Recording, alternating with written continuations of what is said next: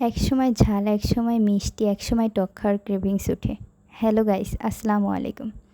তো তেমনিভাবে আজকে কেমন জানি মনে হচ্ছে একটু মিষ্টি জাতীয় কিছু খাওয়া যাক। তাই এই রেডি ক্ষীর মিক্সটা নিয়েছি, এর সাথে 1 প্যাকেট গুঁড়া দুধ নিয়েছি। আর হাফ কেজি পরিমাণ মতো দুধ আমি সুন্দর করে জাল করে নিয়েছি, ঘন ঘন না হওয়া পর্যন্ত। তো এই দুধ জাল করার সময় এর মধ্যে গুঁড়া দুধটাও দিয়ে দিব, দিয়ে নাড়তে থাকবো যাতে করে এটা লেগে না যায় বা উতলিয়ে না পড়ে। তো এক পর্যায়ে এটা যখন ঘন হয়ে আসবে তখন এর মধ্যে রেডি মিক্স ওটাও দিয়ে দিব, দিয়ে অনবরত নাড়তে থাকবো যাতে করে এটা লেগে না যায়। আর ঘন না হওয়া পর্যন্ত নাড়তেই থাকবো। যখন এটি ঘন হয়ে আসবে তখনই বুঝতে পারবো যে এটা হয়ে গেছে। যেহেতু এটা রেডি ক্ষীর মিক্স, তাই এর মধ্যে কিশমিশ, কাজু বাদাম এগুলো দেওয়ার দরকার নেই, কারণ এগুলো আগে থেকে দেওয়া থাকে। তো দেখতেই পাচ্ছেন ক্ষীরটা হয়ে এসেছে।